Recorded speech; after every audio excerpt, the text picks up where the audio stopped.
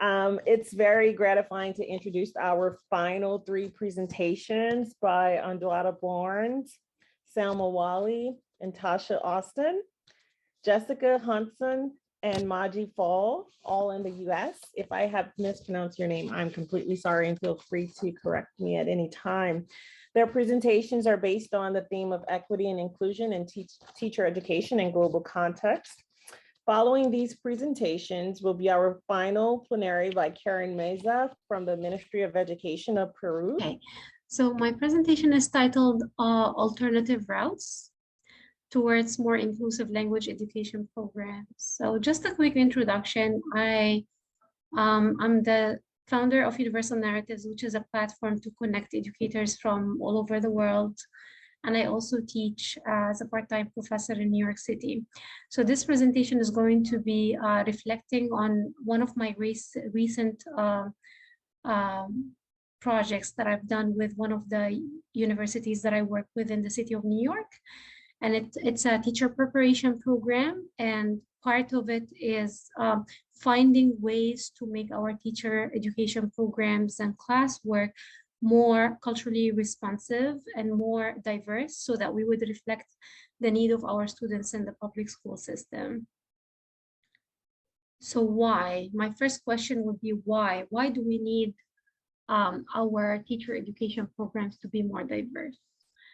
And I just want you to take maybe, I wouldn't say a minute because I know our presentations are timed, but maybe 30 seconds to just look at these quotes from one of the recent research articles by Carter Andrews, he and Marciano on the need to diversify teacher education programs. Just take 30 seconds and look at this.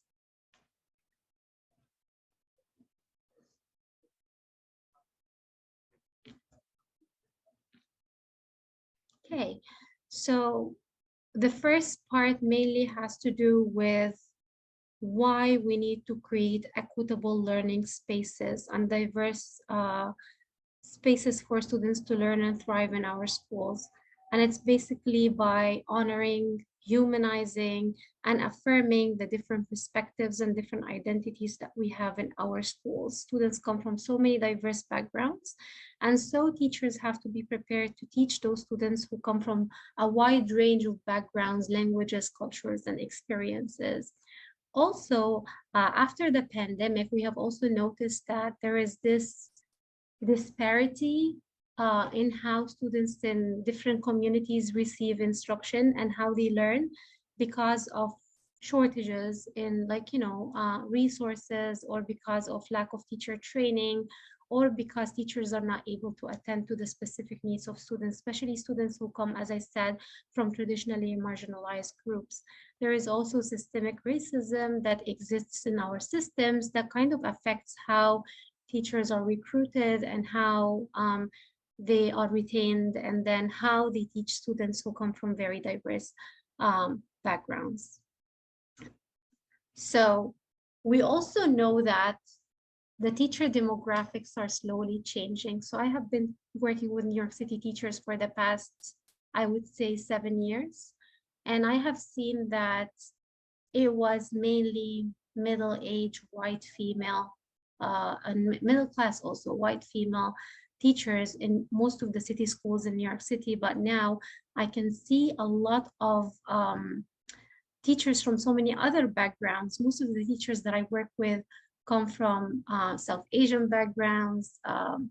I would say even Latino and Hispanic, a lot of Asian teachers, Chinese teachers. So the teacher demographics are changing. The students in our schools are also very, very diverse. So speaking about a place like New York City, for example, most of our students are Hispanic, Latino, followed by African American students. We have a lot of Asian students and interracial students, which is also multiracial. Interracial is the highest growing, I would say, student population in the United States in general. And then finally, we have more diverse teacher education faculty in our schools. So that means new ideas, new ways of doing things. And the purpose of this presentation is not to propose a way of doing things, but rather to think about alternative ways of doing things, ways that we can do, or things that we can do as teacher educators to try to diversify our practice and to change the way that things have been traditionally done. So a little bit about the context. It's a US-based university in New York City. It's a TESOL bilingual education program. It's a Masters of TESOL bilingual ed program. The university actually introduced a set of anti-racist objectives, and faculty members were encouraged to apply to change their courses to anti-racist courses. And I'm going to go over these objectives in a minute. And then it's a university-wide effort. So all faculty members from all disciplines, all departments are encouraged to apply. So you don't really have to be a School of Education professor to do that. You can also do it in political science and business and any other discipline that you would like. And this particular course that I attempted and hopefully succeeded to make anti-racist is a teacher education class for the master's level students, focusing on teaching English to diverse learners. So students come from diverse cultural and linguistic backgrounds. So the anti-racist principles that we should cover while changing our courses are inequalities, addressing inequalities, knowledge making, intersectionality, change making, and representation of the contribution of people of color and researchers of color, because traditionally we've been using a lot of research by, I would say, certain groups of people, but we want to diversify our practice and include more voices and reflect the experiences of more people. So what I'm going to do now is I'm going to go over each of these principles and just show examples of what I did to change my syllabus, which was also actually approved. So it's going to be offered as an anti-racist course starting in the spring of this year. But I'm also open to ideas and suggestions, because there must be more ways to make our courses anti-racist. And again, this is just an example of how we can approach issues like that. It's not final, and it just gives us ideas of what we can do as teacher educators and professors to try to reflect the needs of our students, and also make our teachers more aware of the needs of the students that they're going to be working with in the future. So for example, the first one is inequalities. And whatever you see in blue is actually copy and pasted from my syllabus. So the course discusses culturally responsive teaching practices, with the hope that teachers would become justice-oriented, aware of the importance of humanizing the experiences of students from diverse or various linguistic and cultural backgrounds. That was something that I included. I'm sorry. And then one of the assignments, for example, that I included to make sure that the course addresses issues of inequality is a position paper.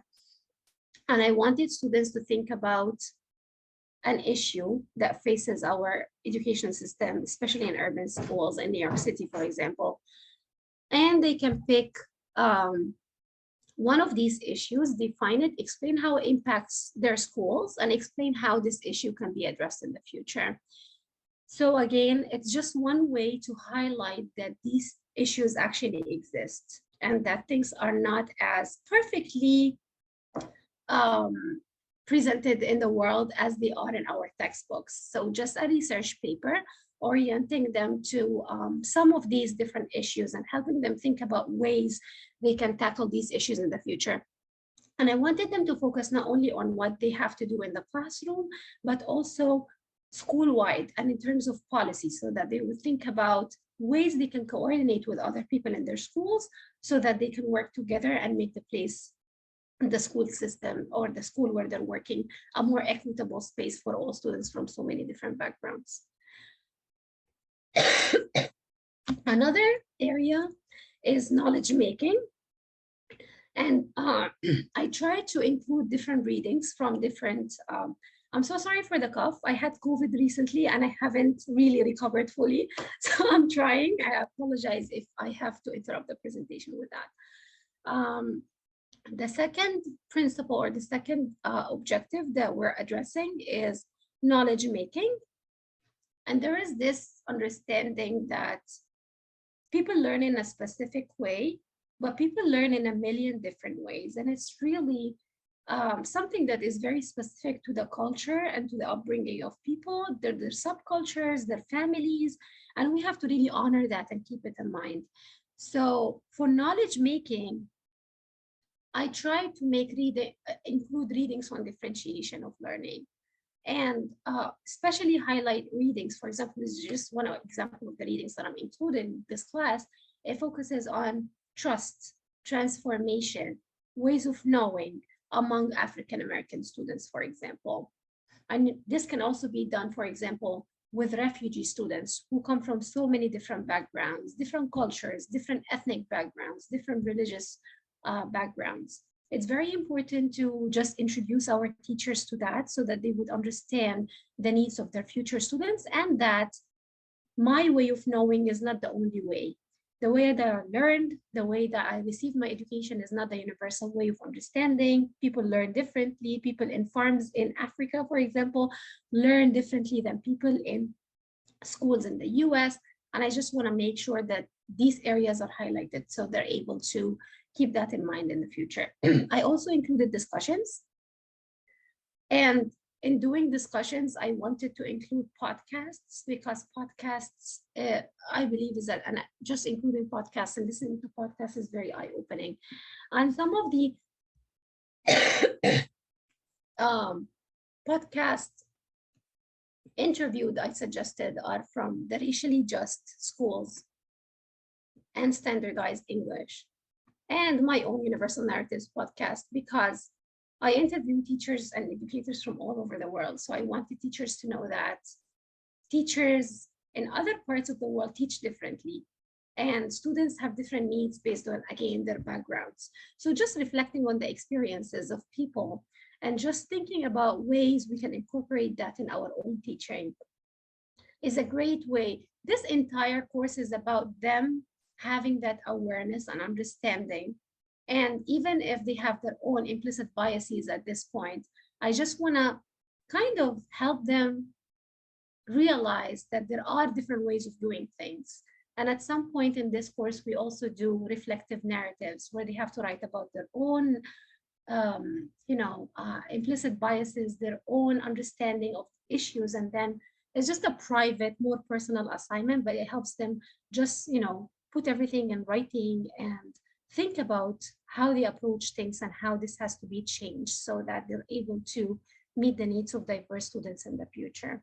So that's inequalities and knowledge making. These are two categories. The third category is intersectionality, and that one was kind of tricky, but I try to include music because, music plays a big role in how students learn in schools. So, for example, one area that I integrated here in reading is hip hop culture and music and how that impacts students' learning. It might not be something significant for the teachers, but it's big for the students. And I remember one of the students that I worked with recently, one of the student teachers that I worked with recently, a white male, middle-aged, he said that when he started working in schools in New York City, he did not realize how important it is to integrate pop culture, hip hop, music, and teaching. And then it might be something very, basic for him as a teacher, but it makes a big difference in establishing rapport with the students that he's working with. So just learning a dance move and doing it every day with the students really changed the whole experience of learning and teaching, and help him also establish great rapport with the students that he's working with. If you have any suggestions for also what areas we can incorporate in this kind of in this segment, which is intersectionality, I would love to hear your questions and comments after the presentation. The fourth area is change making. And one of the assignments that the students have to work with is designing this differentiated unit.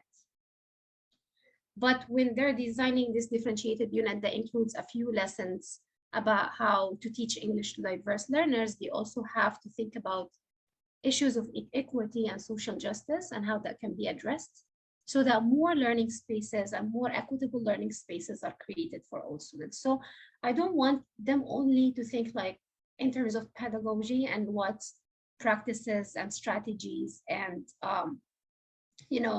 grouping and differentiation of materials they're using in the class, but I also want them to tackle issues of equity and social justice and whether or not their practices are actually creating more equitable spaces for all students to learn and thrive. And then the last category is contribution of people of color. And the way the course was done previously is that the readings were always, unfortunately, not as diverse as they should be. And so I made the main reading, the main required textbook for this class, a book by an author of color that addresses the needs of creating culturally responsive practices for all students for the purpose of promoting authentic engagement and rigor, because sometimes we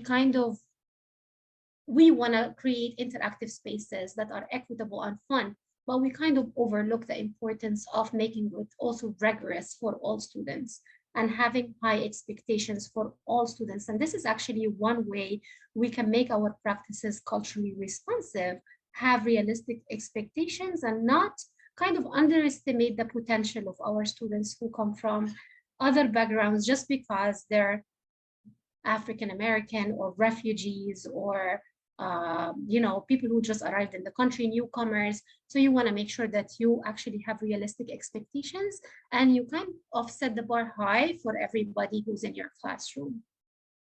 So that's basically the 5 categories. I would love to hear your feedback and questions.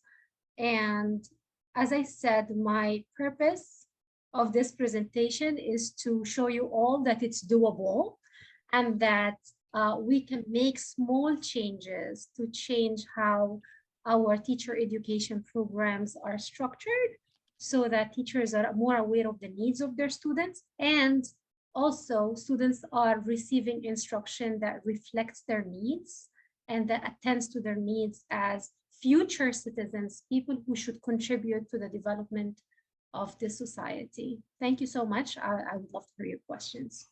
Thank you so much, Salma. I truly appreciate your presentation. You covered so much stuff, and it was so much to where I know that we all can address some of the questions and are happy to give you feedback. And you can reach out personally to any one of us because we do know that anti-racist work is always intersectional, and we're happy to share resources with you. So thank you so much for doing this critical and important work.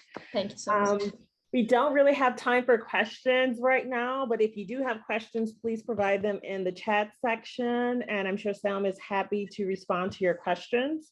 I'm going to go ahead and move to our next presenter. My name is Andwatta Barnes, and I am at the University of Michigan I'm in a doctoral program in teaching and teacher education.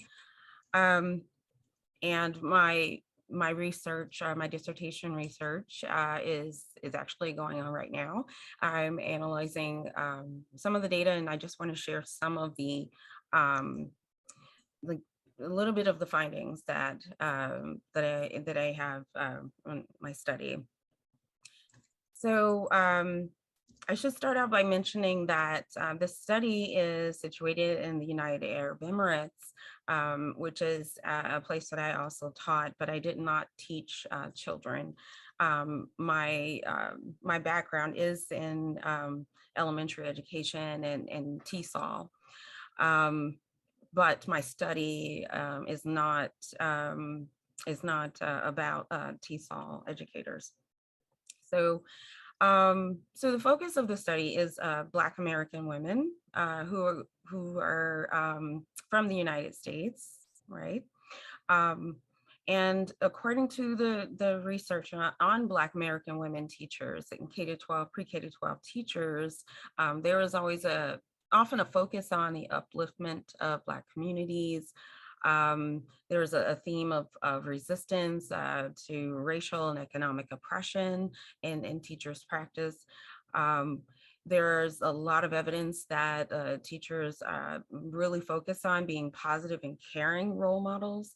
And there's at the base there is an emphasis on there are themes of political activism in teachers' approaches.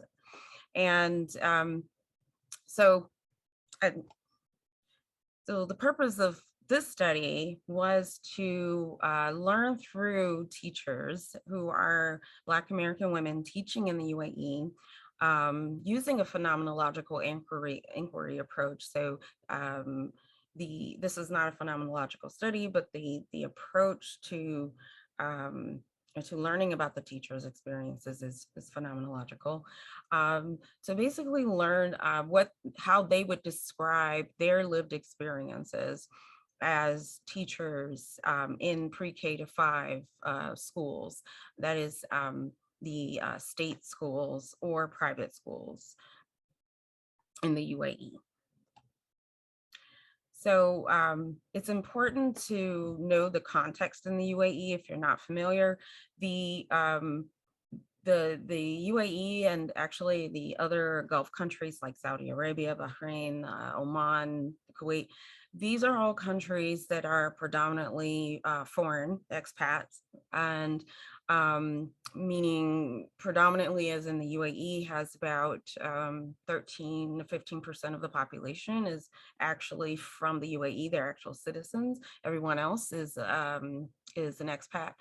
And the schools are quite filled with foreign teachers. There are definitely more foreign teachers than there are locals.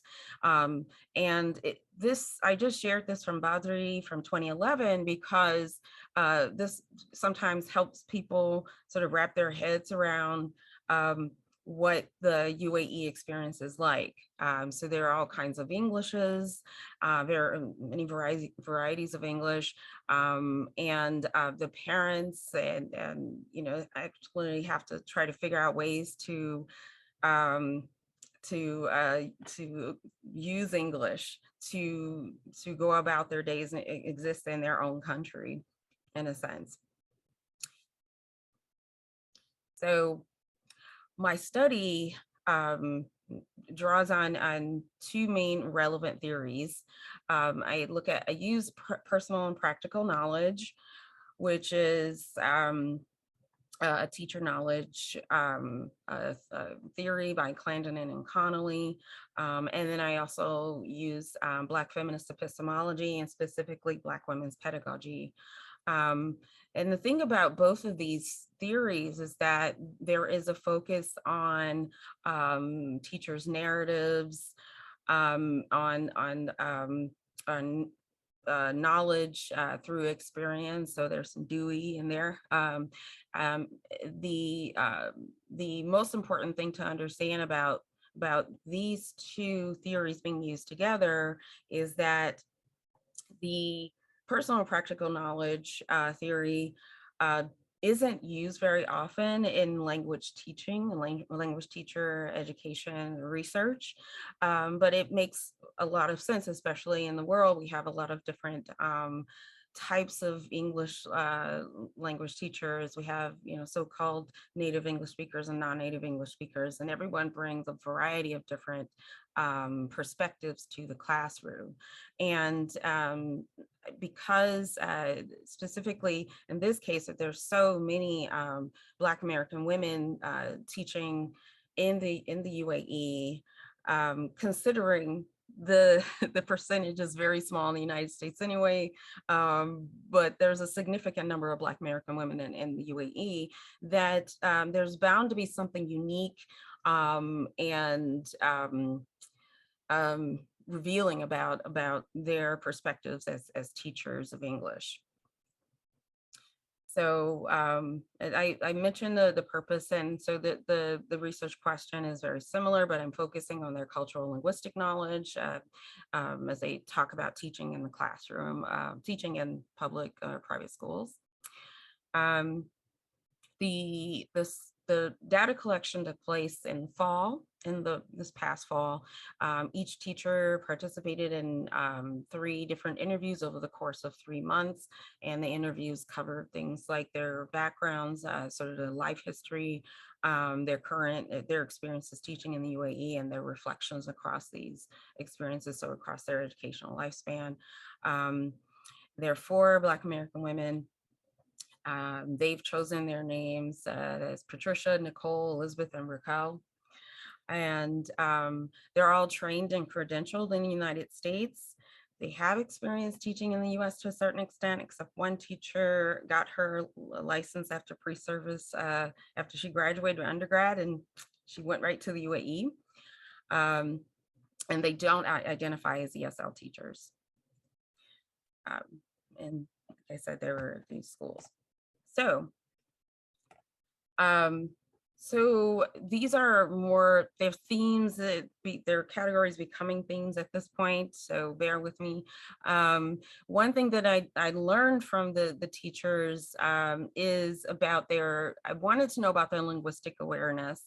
I asked them about like teaching English through teaching content, because they're hired to be content. It's like CLIL. So they're there to just teach content, teach through the language of English, and the children are as young as 4. And many times they've never been to any kind of daycare or things like that. And they come to school. Arabic is their home language, and this is some of what the teachers shared. Layla, for instance, who's she was teaching 2nd grade. She was concerned that she herself did not have a background in Arabic. So even though she was hired to teach English and she knew that's what she was going to be doing, when she got there, after teaching there for a while, she was in the country for 5 years, she was concerned that she didn't know enough Arabic. Know enough Arabic to teach her students better, to do enough for them. So she said, I know some conversational Arabic, I know some words. When my students are talking now, I can almost decode what they're saying by voice inflection and context clues and just being around them, but I don't know Arabic. So I'm like, how are they expected to know all this? They're just little babies. The teacher who I mentioned got her license to teach. Her licenses, she actually had a certification in bilingual education. It was a part of her program. Her interest was multicultural education. So this is what she shared. She said, I don't know if they're recognizing, they as in the administrators, the Ministry of Education, if they're recognizing the children's social emotional development, if they're recognizing their English language development. Are they honoring their Arabic and the culture? Like, our whole admin is Western now. And they're all from the UK. We used to have admin that was like local. And so she's one of the teachers who's been in the UAE since 2010 and has gone from teaching in the government schools to the public schools, which is only for locals or the citizens, to the charter schools, which is also for locals and citizens, but the curriculum is much more focused. It's just a higher level of expectations. It's more rigorous. The curriculum is more rigorous. And her colleagues are not local anymore. Another theme I see coming is relationship building, or there's a lot of this in the teachers' descriptions of their experiences. Layla, again, it talks about relationships being very important. And she had an encounter, she had an experience she shared where one of the students, she mispronounced one of the students' names, and she said, "Don't let anyone," not Miss Layla, referring to herself, not Miss Layla, not each other, not your friends, not someone that walks in the class. Don't let anyone not call you by your name. So if you're going to say Miss Layla, I should respond back with your name as well. So, she talked about doing this to make the children feel empowered. And this is something that was really important to her when she taught in the U.S. Children's empowerment and building up the children's self-esteem. And this is a very different context, but this is something that she did.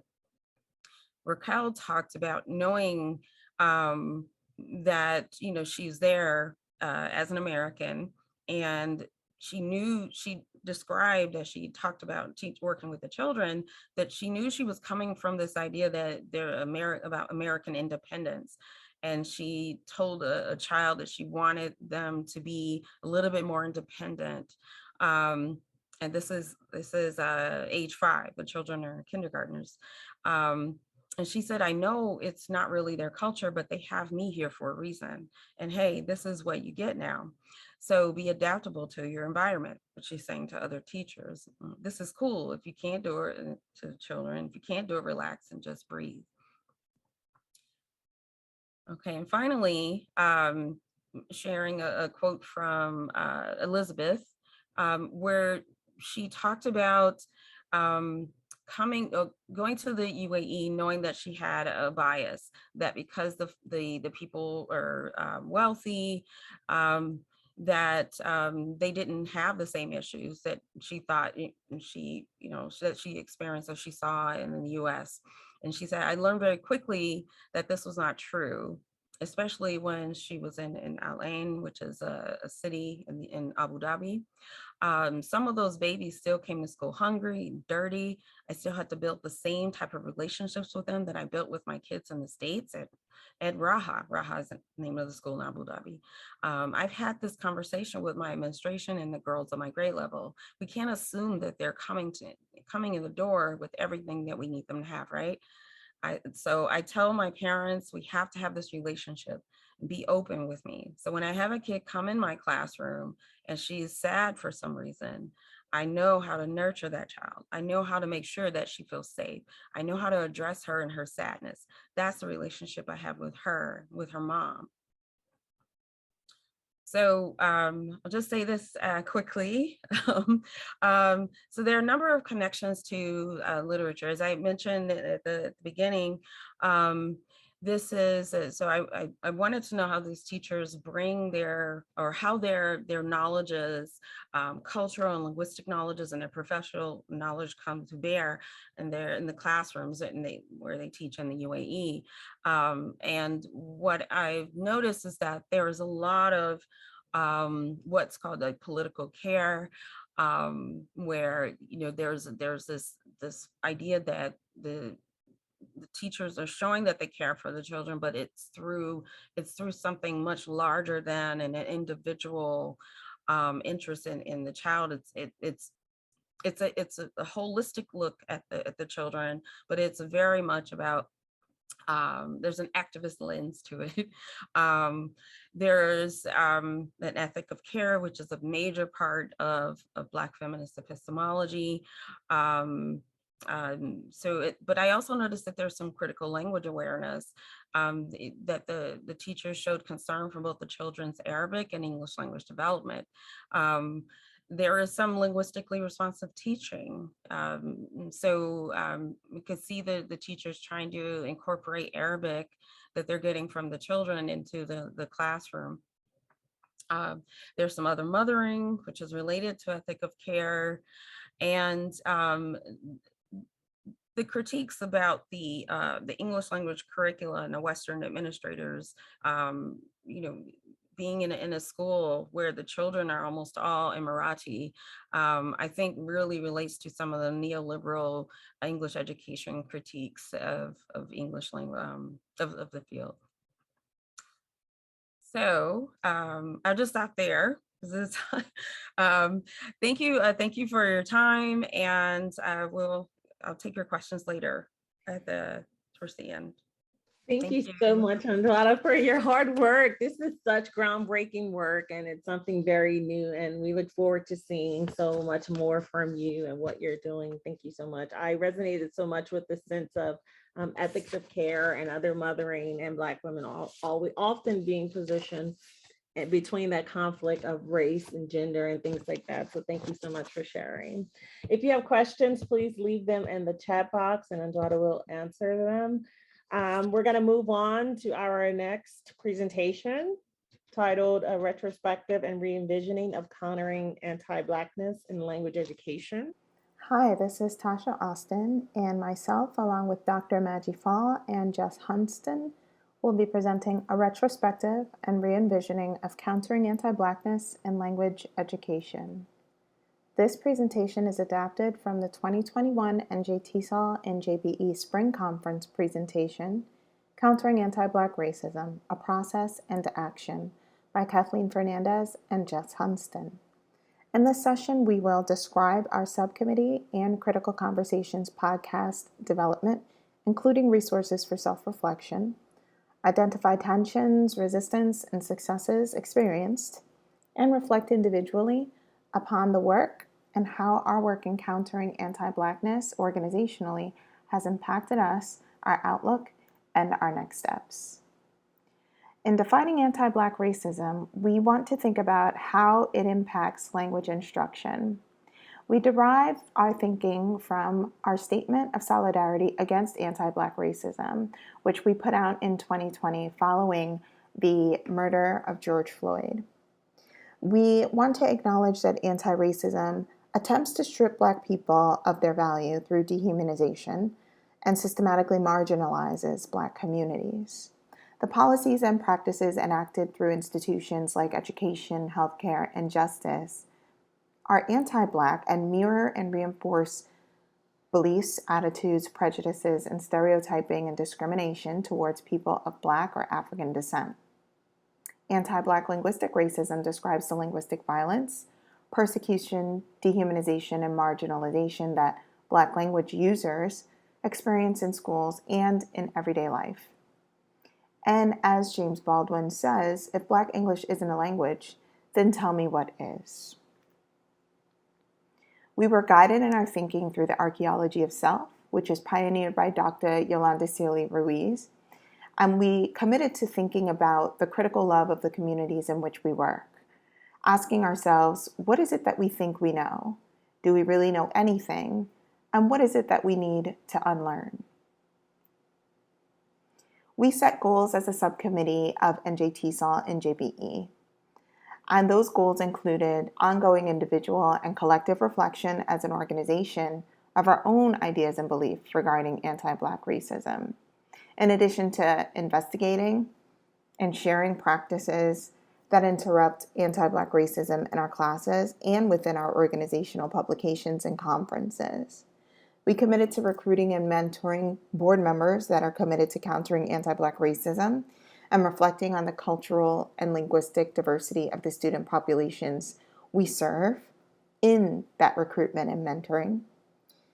Ongoing review of current practices and policies to ensure that Black, Indigenous, and racialized voices are centered within all aspects of the organization, and investing in Black-led organizations that are committed to policy change, which address racial inequities in education.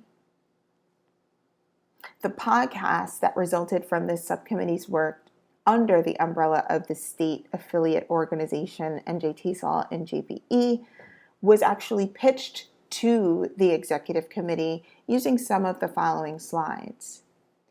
We pointed to our own commitment within the statement of solidarity against anti-Black racism and identified that we must acknowledge that the causes pioneered through the civil rights movements on the backs of Black activists, are what we benefit from in the present day in terms of pursuing linguistic justice, and that we needed to work through the archaeology of self in order to teach a multicultural and particularly urban settings by starting with critical love of the communities in which we work to achieve racial literacy and ultimately educational justice. We use the framework of Dr. Celie Ruiz to guide us and also ground us to recognize that we're at the very beginning of this work and have a long way to go to reach racial literacy. We even suggested a timeline to the organization to highlight the fact that while we were building the committee, we also were committed to action through the Critical Conversations podcast and also through adjustments that would invite larger and larger engagement through the broader community. That process of critical conversations was multifaceted and multi-layered. We selected a resource as a subcommittee and created a Jamboard so that the executive board could then post their questions as they read through the resource, and we would release that responsibility to the executive board so that they could reflect individually and together as we selected questions to center the podcast episode. And so we did not pull resources based on our own inclinations, but rather had criteria for selection. And that included being specifically focused on defining the problem as white supremacy and anti-Blackness in language education, that the resource was accessible to educators and practical to the classroom, that it was an invitation for self-reflective and active work of dismantling anti-Black racism, and that it challenged personal or institutional power and privilege. And so as we made it through the end of the first year, we felt like our original goals were being encroached upon in a positive way, but that there were some that we really didn't hit as much. And so with the 2 goals for season 2, we focused on those we felt that we didn't address as well, which were recruiting and mentoring board members that are committed to countering anti-Black racism and reflect the cultural and linguistic diversity of the student populations we serve, and an ongoing review of current practices and policies to ensure that Black, Indigenous, and racialized voices are centered within all aspects of our organization. And so you'll see that this snip from season 2 is slightly different than season 1 in that we focused on experts who could specifically support us in these 2 goal areas. You have Black TESOLers who are in doc programs, right?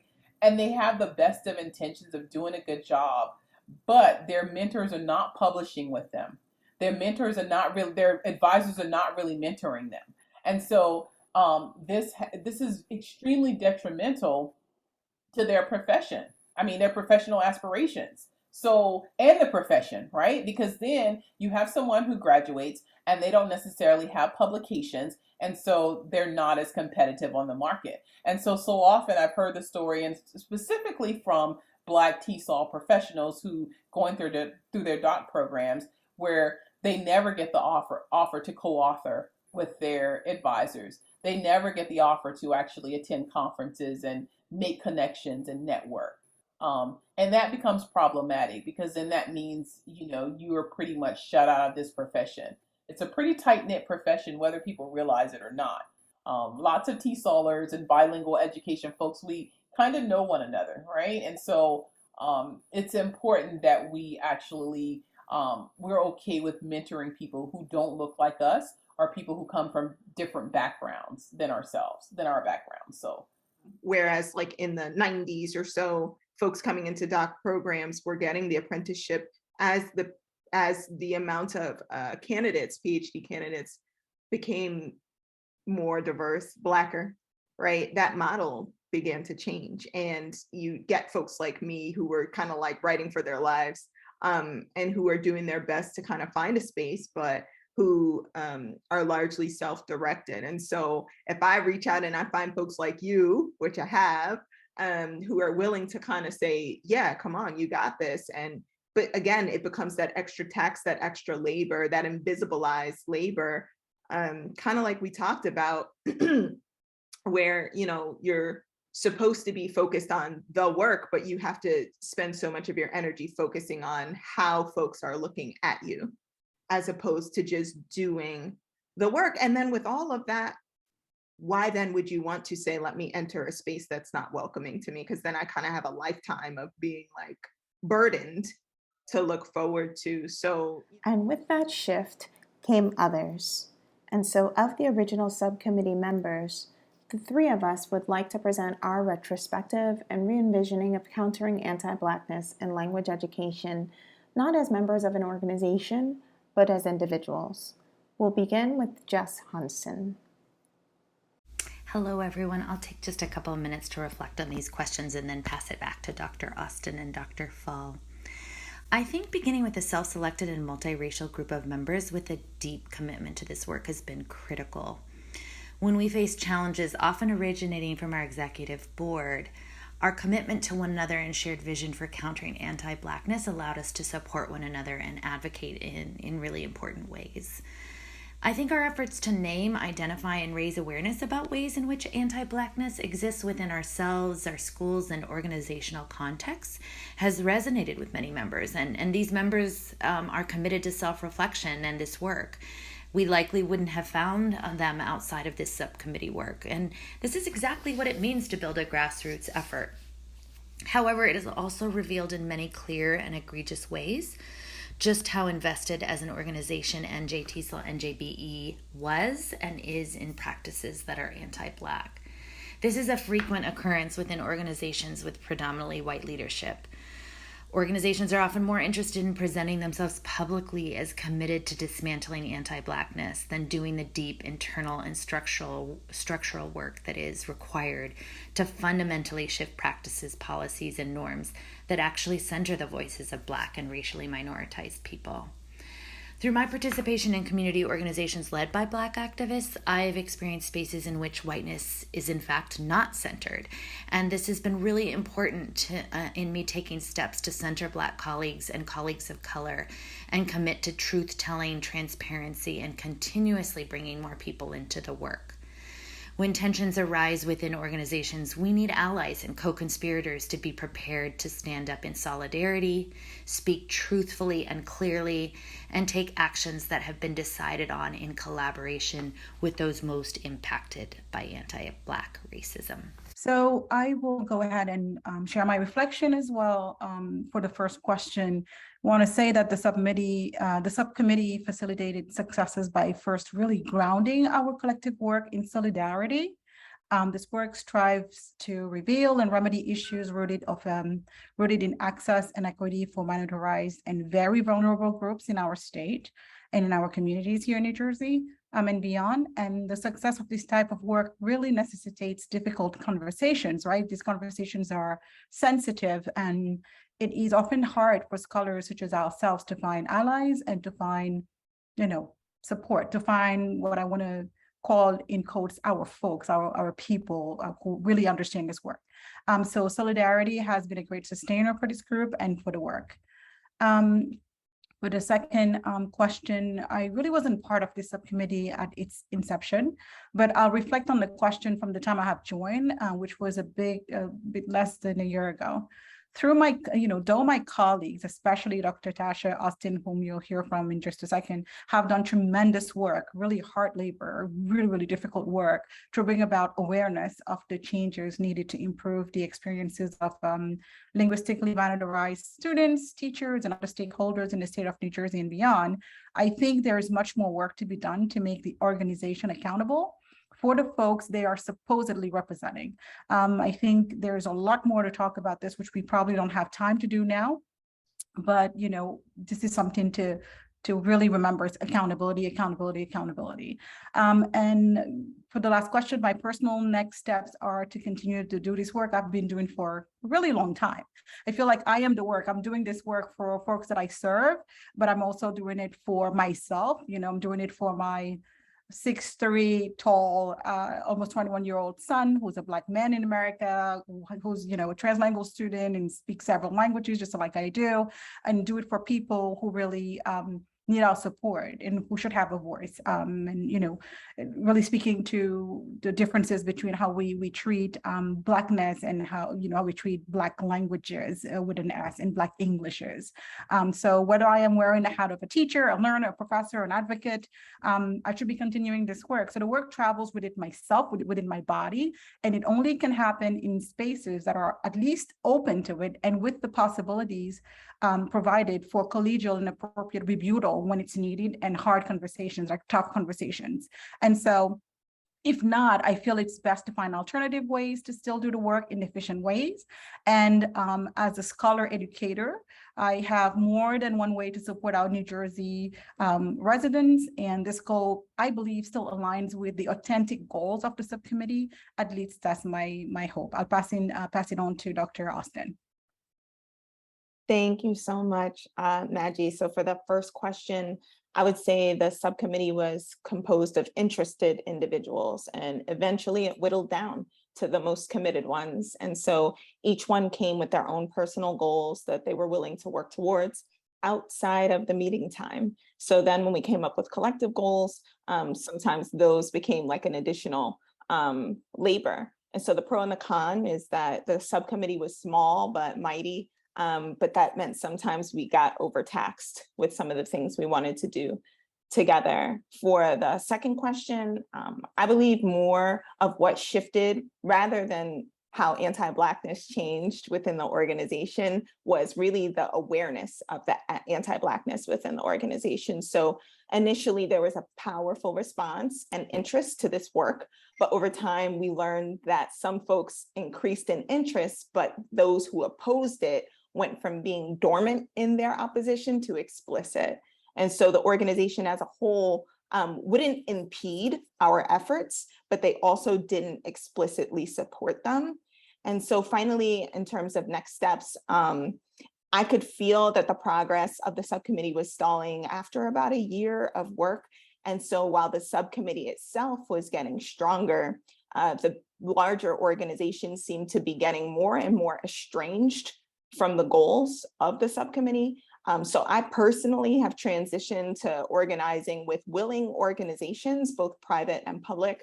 So there's a private organization, Narrative, which is the largest Africana Studies classroom in the world, which I will continue to do some of the work with, but also the American Council on the Teaching of Foreign Languages.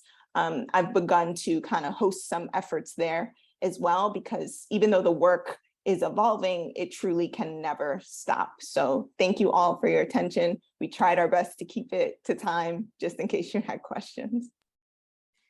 Thank you all so much for this important work. It definitely should have been in the morning when we had so many more people here. This is such an important work. I'm gonna take priority and ask a question that I put in the chat if you all don't mind. I'm wondering, how can we make, you know, these types of works more global, anti-racist works, when so many people are forbidden from talking about race? You know, in many cases, these are taboo topics in many different cultures, you know. So how can, you know, and that keeps this type of sense of anti-Blackness strong, or this lack of learning about African-American cultures very strong. So we're like kind of stifled in this marginalization because these people are, you can't recognize it because you're not learning it, you're not seeing it, it doesn't exist. So what do you all suggest for someone who's in a culture where, you know, it's really taboo to talk about race, or, you know, they're juggling with addressing race topics? Maggie, do you want to jump in? I just want to say, we go ahead and talk about it, Kunisha, right? We talk about it. We do the work. We start by yelling at the top of our voice, and by yelling in the work, right? You know, I'm from West Africa. I'm remembering right now this adage that my grandmother used to say. Really, it's in the source. So literally, this is in us for us to really yell at the top of our lung. And by yelling, I mean doing the work that makes us heard and being in solidarity, and really finding the small and larger spaces that we can find wherever we can squeeze ourselves or expand ourselves. and really speak about race to start with. You're right. If we don't start by, we can't even say the word Black, people jump up, jump around and say, wait, who said the word? What are you talking about? Something as small as that in places as, such as the state of New Jersey, which is liberal, supposedly we're open-minded and we are welcoming, which we are on so many levels. And yet in a place such as this one, such as diverse as the state, we're having this issue. We have to start just putting our foot down. I mean, not starting, continuing to put our foot down and finding the spaces where we can do this work. Tasha? Yeah, I would just add to that the roving nature that we are kind of moving with. So it was a subcommittee, but those of us who are committed will never stop this work. And so we just found new spaces. That shrinking and enlarging that Dr. Fall just said, like you move with it. You just, you find your space wherever you are, because you know that this is a eternal work and that it's a humanizing work, and it cannot be limited by the vision of a specific organization, or it cannot be limited by what folks might see as whatever the resources are. But the other thing I would say in terms of solidarity is I find a lot of hope in my work with pre-service teachers in expanding their scope to the historical and the socio-political nature of anti-Blackness. I think when folks hear Black or anti-Blackness, they have a very specific image in their head. And I think for them, it's like Black American, this, boom, done, has nothing to do with me.